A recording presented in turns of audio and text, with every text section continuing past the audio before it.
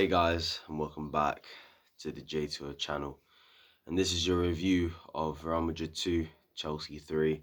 Obviously, it's the day after, as you can tell by the scenery.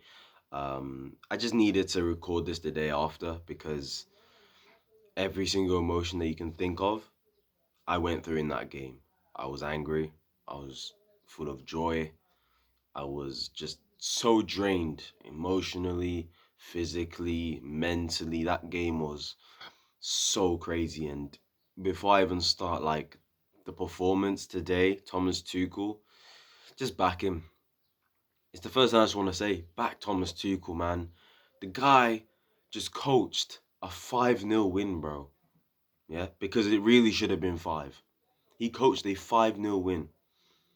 We played them off the park, and it just shows you the unnecessary mistakes we made in the first leg. That really, it all comes down to that, because we did enough to win the game, guys. Yes, maybe Pulisic should have scored. Yes, maybe Kai Havertz should have scored that header, yeah. But really, when you actually think about it, it just all stems from the first leg, bro.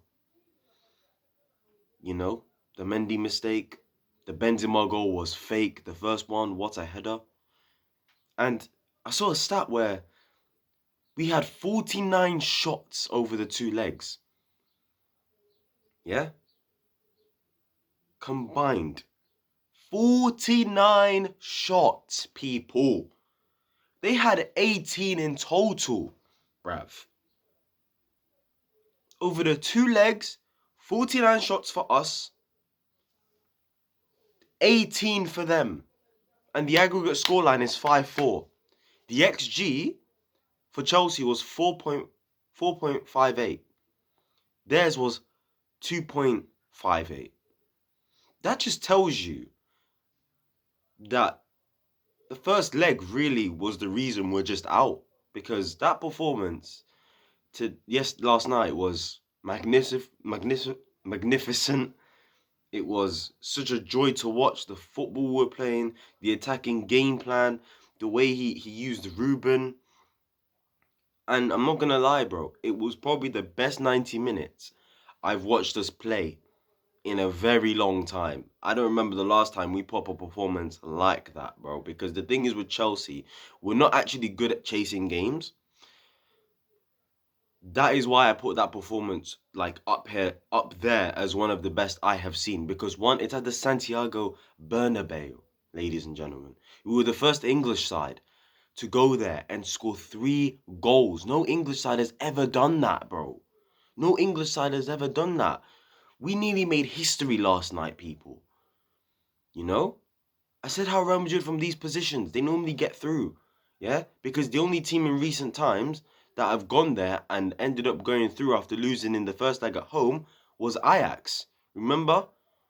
When they beat them 2-1 at their ground, Real Madrid, and then Ajax went to the Santiago Bernabeu and piped them 4-1. That's the only other side to have gone to the Bernabeu and gone through, even though they lost their first leg at home. We could have done that last night, and we should have done that last night. Thomas Tuchel, man. Back him. Give him the money he wants. Once this guy is backed, I swear to God, people, yeah, we are going to be feared by everyone next season, bro. Yeah?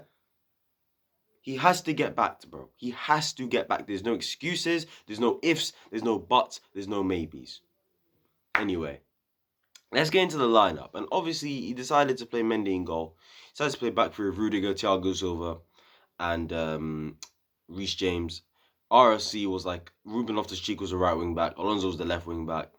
Kovacic, Kante in the midfield. And then we had a front three of Mason, Kai Havertz, and Timo Werner. And you know what? In a lot of this game, we actually did play 4 at the back. And this is where I've got to give Tuchel praise, because do you know what? I did not like that lineup at all. I didn't like the fact that he went with the same lineup. But I just was like, you know what? Come on, guys. Let's just believe. Let's just see what happens in it. And I see how the game goes. And when we're on the ball, you can see Reece James is clearly a right back, but he's tucking in a little bit. You've got Thiago Silva and Rudiger and Alonso high up the pitch, to be fair.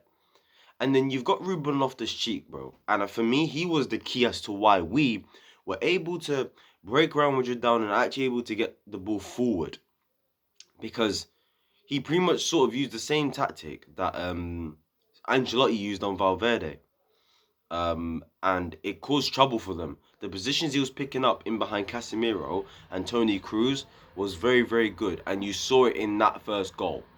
And the thing I loved about this game was we started fast. We pressed them high. We controlled the game. We didn't let them have the ball and pick out passes that they wanted to pick. Because with this Real Madrid side, it's not the youngest side, if you know what I'm saying. It's probably one of the oldest sides left in the competition, with obviously their midfield three in it, and Benzema, of course. So the thing was, Real Madrid like to play this game at their own pace. That's how they do well most of the time. They like to play these games at their own pace, you know. Um, but we didn't allow them to, and that's why they struggled for at least 75 minutes of that game. And you saw within that first goal, you know, Kovacic gives the ball to Ruben Loftus-Cheek, who again goes into the midfield, and that causes trouble. That caused them trouble time after time again, because he had the space to dribble with the ball, find passes, cross the ball in, play a couple 1-2s, etc., etc. And you saw within that first goal, he gets in between the lines, he gets in behind their midfield, he gives it first time to Timo Werner. Lucky assist from Timo, it just bounces off his knee. Mason mounts through. What a finish, by the way. Can we just talk about the finish? I mean, it was mid-air and he side-footed it into the back of the net. He curled it in as well. What a finish from Mason. And that goal was key. 15 minutes in, I did say if I was going to believe we was going to do this, we needed to score a goal early on into the game. And we did. We did score a goal early on into the game. And as the game went, we controlled it. It was played at our tempo. It was played at our pace. We were moving the ball forward. We were a threat off corners as well. Can I just say, Real Madrid off corners, wow. Other than Militao, they are shocking off corners. I'm actually shocked we didn't score another goal off a corner. Honestly, I'm shocked. Rudiger was our best chance of, scoring from a corner. Because for some reason they had Modric marking him, which was madness. But yeah, set pieces was huge for us, because normally this season we've been good at them. And, I'd heard that Real Madrid have been bad at defending them, but I didn't really believe it until I saw it last night. So I hear what people are saying in terms of that, because wow, set pieces wise, wow, we really could have scored more goals from it. And it looked like towards the end of the game in general, it was looking like that was our only hope, because we were tired.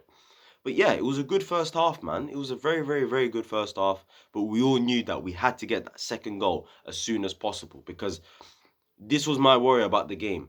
Despite, yes, going 1-0 up, I did say the longer this is in Real Madrid's hands, or the longer this game goes without us not at least equalising on aggregate, the deeper and deeper and deeper for me Real Madrid will go. And luckily, in that second half, straight away, we got that goal, bro. We got that goal. We had a set piece in which actually it wasn't even a corner.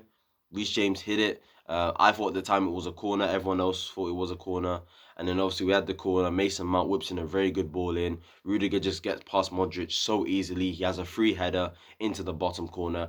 2-0 Chelsea. That was a huge goal. That was like 51 minutes in. So that was early into the half. And at that point, you knew now, Real Madrid, you can't sit back no more. You cannot sit back. You have to now try take control of this game. You got to now try and, control it at your own pace, in which they just couldn't, man. They just could not. And at that point, the momentum was with us, bro. Tactically, Thomas Tuchel had an absolute blinder, bro. It was a great header from Rudiger. And by the way, Rudiger tonight, because I'm not going to do play ratings, but Rudiger tonight, that guy, man, he is, bro, now you see why, yeah? I've been raving on about this guy for years, man. This is a guy that I've been praising. This is a guy that I've been defending amongst the Chelsea fan base for a very, very, very long time. And the fact that he's doing his thing now, the fact that now for the last 18 months he has been producing this level of defending, this world-class defending that he's been doing. I mean, did you see for one of the transitions Real Madrid were through, and Vinicius Jr. was gone? The through ball was gonna go to him, and Rudiger made the best interception of the night. That was probably our best defensive moment that whole night. That interception was key, and it shows. Considering in a lot of this game we played a back four, because we had a lot of the ball, and Ruben a lot of the time would drift and be in midfield quite a lot, to be fair, in this game. So a lot of the time we did play a back four, although I did see back fives at times when we were properly forward. You saw Ruben clearly on the wing. So yeah, anyone talking about Rudiger back four stuff, stop. Just stop, okay? It's just an agenda you've got, mate. It's just an agenda. So yeah, we just got that goal. We continue to do our thing, and then all of a sudden, we win the ball back in midfield 15 minutes later. Kante's through. He could have given it to Alonso earlier. He just about gives it to him. Alonso tries to cross it in. It ricochets off his hand, and then he slaps it with his right foot into the top corner. Now, for me, it's not a handball. In my opinion, they disallowed that goal, not because of the rule. No. I'm not hearing this rule stuff. Yeah, because I don't know what you expect the man to do. How do you expect him to cross the ball and then have his hands tied behind his back, bro? Yeah. You have to feel sorry for Alonso because unless you've been in that situation, then you wouldn't understand how difficult it is for him to make sure his hand does not touch that ball. It just really is difficult. The game gets played at a quick tempo, at a quick pace, man. That's what you people got to understand. If you play ball, then you understand. If you don't play ball, then I can't help you, can I? Go play ball, innit? And then you might understand. Go play a football match, and you might understand. You get me? You know, at any level, it doesn't matter what level, just go play a football match, and you actually might understand. Anyway, yeah. So I think they disallowed that goal because they made a mistake in giving the corner that led up to Rudiger's goal. So that's what I just think because there's no reason not to disallow that. For me personally, anyway. For me, they just disallowed it because they realized that Rudiger's goal shouldn't have happened because it wasn't even a corner in the first place. In the Champions League, you need a bit of luck, and that's why we got that goal. So yeah, we just moved on. We got on with it. We kept on playing, and yeah, man, it just kept on happening. The same thing happened. Real Madrid was slowly getting into it. You know, they brought on Camavinga, and then after we scored, they brought on Rodrigo and stuff like that, and maybe things started to change. But before that, we're having a really good spell of possession. Alonso gives the ball to Kovacic. It opens the space up because Alonso dragged one of their defenders onto him. Timo Werner used that space. Cover feeds him through. Timo Werner cuts inside once, cuts inside twice, shots. It deflects off the defender, goes in the back of the net. And you know, the thing is with Timo Werner, yeah, he had a very good performance tonight. It's clear that the front three of him, Werner and Havertz, does actually work in general. You know, it worked a lot last season, despite the chances he was missing. But you see with Timo Werner, the one thing I've always been frustrated about this guy is when he gets the ball, yeah, he doesn't cut inside enough. He doesn't, you know, that's my problem because one of his best attributes is his ability to cut inside and actually twist players up from that aspect. You know, do the feint shot, the fake shot, and then does it again, and he keeps on cutting inside. He did it in the weekend against Southampton. Did it last night, and he had a shot from it, and he scored. You know, so as much as he's technically limited, bro, I know what this guy can do, and last night he showed what he can do. Do you get what I'm saying? Because I'm not asking for much of this guy. I'm just asking for goals. And right now he's producing that for me, and he probably deserves to start on the weekend against Crystal Palace. So yeah, fair play to Timo. Very good goal. One thing I always say about Timo as well, his movement is absolutely fantastic. By the way, he's always had elite movement. That's why he scored the amount of goals he has at Leipzig. And that's why he's actually had the amount of chances that he's had at Chelsea because his movement is actually pretty fucking good. It's just he doesn't take his chances all the time from it. And if he can, then bruv, we'll have no problems, will we? But we'll have to see in it. But yeah, after that, it looks like Chelsea are in cruise control. It looks like we're gonna go through, and Kante makes a mistake, and yeah, he tries to chip the ball. I mean, I don't know what he's doing there, to be honest with you. And then they win it back, gives it to Marcelo. I mean, this goal here, fam. You know what? There's nothing except for Kante. There's no one I'm blaming, bro, because that ball's a joke. That ball, when he hit it, yeah, it was under his feet, bro. And by the way, it was the only type of pass and only type of technique he could have used in that moment, bro, to pass it to Rodrigo, okay? Because if he wanted to be comfortable and just do a normal, just, you know, through ball or like a normal, like, chip, you know, not outside the boot type of thing, he would have had to take another touch. And that probably would have, you know, it probably would have ruined the moment or ruined the momentum of what could have happened. So the fact that he did that, Modric, joke. That was a joke. The technique is a joke. The height, the fucking accuracy, the timing, the way it just landed to Rodrigo's feet, all Rodrigo had to do was just place it, bro, because the power was already there. So he just had to redirect it. He did, and it went in. And at that point, with Camavinga on, with Marcelo on, with Rodrigo on, with these guys on, yeah, and then our substitutes as well, it just showed throughout the whole game, throughout the rest of that game and the extra time, that their subs worked and ours didn't. We were on the likes of Pulisic, Ziyech, Saul, these guys. It didn't work at all. Do you get what I'm saying? They brought on Camavinga, they brought on Rodrigo, they brought on Vasquez, they brought on Marcelo. It worked. At the end of the day, our team looked tired. And the second Real Madrid goal, I mean, Kante, what's he doing, bro? What's he doing? A lack of concentration between him and Ruben. And we got to have discussions about Kante, man. I've been saying for a while that this guy has been declining, but that doesn't mean I think he's terrible. That doesn't mean I should think that he should leave. I just don't think he should be playing as many games as he should next season.